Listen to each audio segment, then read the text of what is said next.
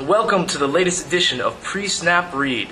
I'm your host, Alan Squattrito, and we have a lot to cover today as we are right in the midst of NFL free agency with Peyton Manning still on the loose. The NFL draft is less than 42 days away, so we'll have to talk about Mike Mayock's top 10 picks as well. But before we do, we have a very special guest on today's show. Voted by the New Jersey Football Coaches Association as North Jersey Section 1 Coach of the Year and first-year varsity head coach of the West Essex Knights High School State Championship football team, Coach Christopher Benacquista. How you doing today, Coach? Alan, I couldn't be happier. Getting to see one of my former favorite players. Very excited to be here.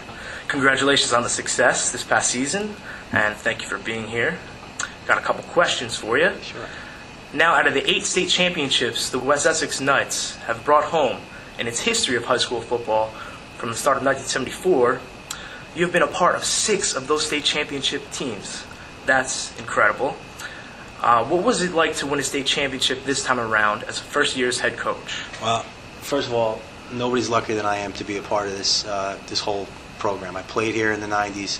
We didn't have quite the success back then that we do now, but my first year as an assistant was your senior year, 2001, and it was just an unbelievable experience to be a part of that. Having never won a football championship before, to see your group of friends and buddies talk about a championship and then win it was an unbelievable experience. So I was very blessed to be a part of that. Now, the reason why I bring that team up is because this team this year I thought was very much like your team. Close-knit, worked hard, buddies off the field, buddies on the field, and the other thing too that made them so similar was from the first day of practice, they talked about winning a championship. What did you like breaking the huddles down with this year? Any team MOs, chants, like who day nights, anything like that? Well, we actually started and we talked about like the typical football cliche stuff with winning the next game. So we broke with 1-0, and then it was 2-0, 3-0, 4-0, and then we just kept rolling like that until we finally lost week 9, and we went into the playoffs and we started back with 1-0 again.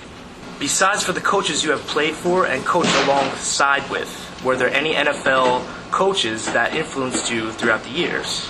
Well, it's a good question. I mean, I was always, when I grew up, I was a big fan of Bill Parcells, huge fan of Bill Parcells. I just like, his intensity and how he got the best out of his players. And, I'm an NFL fan altogether. I try to pick up bits and pieces. You mentioned Jim Harbaugh before. I like Jim Harbaugh's intensity and how he's like a rah-rah kind of players coach. He gets involved with his players, talks about their families a lot. Nice. That's great. I've been reading a bunch of football books lately, and I'm currently reading Steve Belichick's book called Football Scouting Methods. I wanted to ask you, how much value does a scouting report have on your preparation going into each week's game, opposed to just studying film on an upcoming opponent? It's everything. I mean, we have a very in-depth scouting system on our computers called Huddle that we use, and we put film on there, we break the film down, and we try to develop tendencies for the other team. So going in there and understanding what the team might do helps a lot. Of course, you're playing against good coaches as well, so they could do different things, but the more you're prepared for what they're going to do, and the better chance you have of putting your players in a better spot.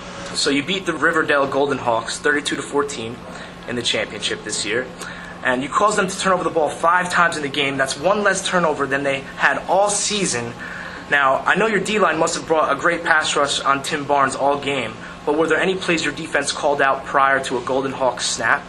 Well, no, but what we did was we kind of changed our defense up, and that is a big credit goes to our defensive coordinator, Tim Glenn, who's like we call it mad scientist of defense. He spends a lot of time scheming. He's a big scouter, like we talked about before, but we went with primarily what's a 3-5 look, and having 3 down linemen and 5 linebackers to compensate for their option game and their passing game. So we were mostly all year a 4-4-4-3. And, from the third play of the game, their quarterback, Tim Barnes, great player, is a junior, he'll be back next year, rolled out to his left, turns upfield, we hit him, he fumbles, we recover, awesome. And that set the pace for the game. I know there were a lot of key plays in that game, but this one in particular, besides for the reverse during the game, you made a call to keep a drive going. On the 4th down play, you went for a fake punt that eventually led to a Knights score in the second quarter. Was that just a gut call? Well, the first time we punted, we always look to see if the defense is set up for what we call a red, and that's a fake punt where we snap it to the up back and he runs off tackle.